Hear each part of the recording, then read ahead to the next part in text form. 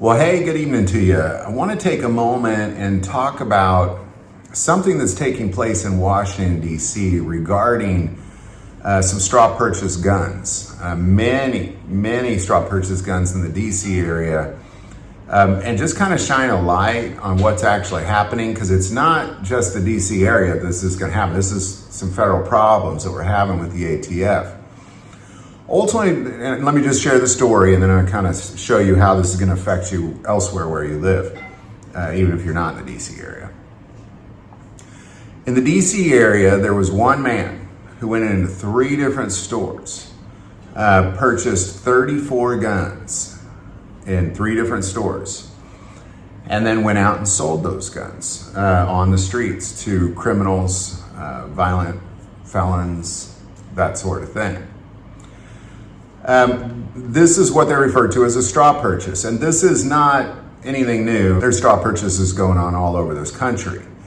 The unique thing about this one in DC, though, and this is what you have to watch out for, is that a man walked into 3 different gun stores and purchased 34 guns. That's about a little over 10 guns per store. I would argue, and many else would argue, that if you bought 10 guns in a year, that's not really a lot. I mean, for me it is, but for some people that is not. Some people buy 10 guns a week. The problem with this is that, yes, he is being held accountable for his crimes, that man. He's been caught, arrested. The ATF is not playing around with straw purchases. The problem is they're going after the gun stores. That's the problem. Because, and again, this is Washington, D.C., so I kind of want to send out an alert, like a warning to anybody running a gun store in a blue state, that there's a chance if somebody comes in and makes a straw purchase, you probably don't know that. You know, when I spent time, we've talked to Maggie about this quite a bit, and they kind of vet people, but it still gets through. You do your best. Outside of the obvious, like a guy shopping with another guy and just pointing at something, is this the one you want, Frank? And then he buys it for him. Like, that's an obvious one. But if a guy just comes in the store and buys 2, 3, 4 guns, and then like 4 or 5 months later comes back in and buys 3 or 4 guns, there's nothing red flag, there's no red flags, nothing going off on that one. But yet it's the stores, because I can promise you these 3 stores are probably closed at this point of this video, and most likely somebody's been arrested. Most likely a gun store owner or a salesperson, that kind of thing, has been arrested for selling this man gun in 3 different stores. Now, if it happened at one store, and I don't know what the details on it are, I kind of like, well, that store should not be engaging in that type of business. But it's not. It's 3 different stores. So really, everywhere that guy went, those stores are in trouble now. And it's playing out exactly how you might think. Again, they're going to get closed down. Somebody's getting arrested. And these are federal offenses from the ATF coming. Meanwhile, they're searching for these guns. Be careful out there. I guess is what I'm getting at. I don't know how you could vet any better, but I'd try. I would definitely try.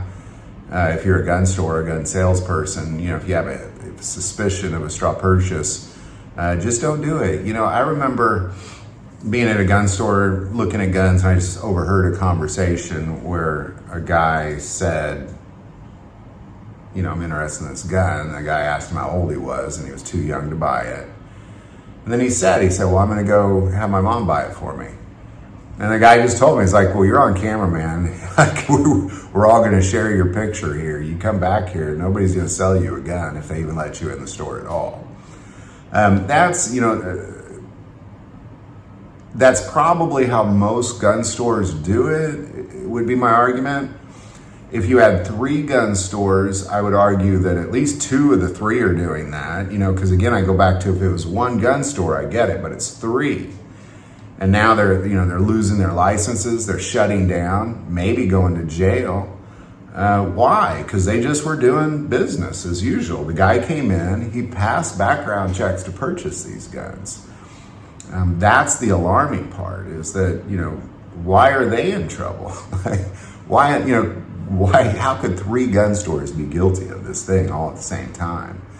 But that's what the ATF is doing, is they are now going after the gun store if there's any substantial straw purchases taking place. Now, again, these were 34 guns. If somebody just does 1 gun, I don't know how that's going to play out. But what I can say is, if you're a gun store and there's been some straw purchases made there, they might be coming for you. They really might be coming for you. They're not playing around. I think they're going after the wrong people.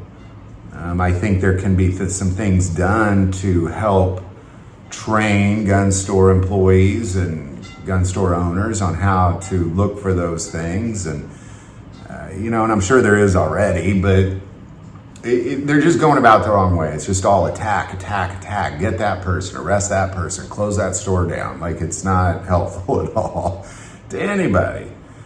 So there you go. Straw purchases coming down on the gun stores, when I believe they're not guilty. Did it take place? Yes. Were they aware of it? I doubt it. Not three gun stores. Maybe 1, but not 3. And I think that's really the most interesting thing about this particular story, is that it's every gun store that guy went to, not just the one that sold him the most, or the most guilty, or whatever you want to look at it. It's everybody. So be careful out there. Gun salespeople, gun stores, just be cautious. Be cautious out there. Any thoughts or insight on any of this? Definitely put it below. Do you want to take a moment and say, most people watch this channel, not subscribers? Click that subscribe button. Greatly increases the algorithm and our ability to get these messages out. That link is also below. But the most important part of this channel, we take prayer requests. So don't ever hesitate to send that in.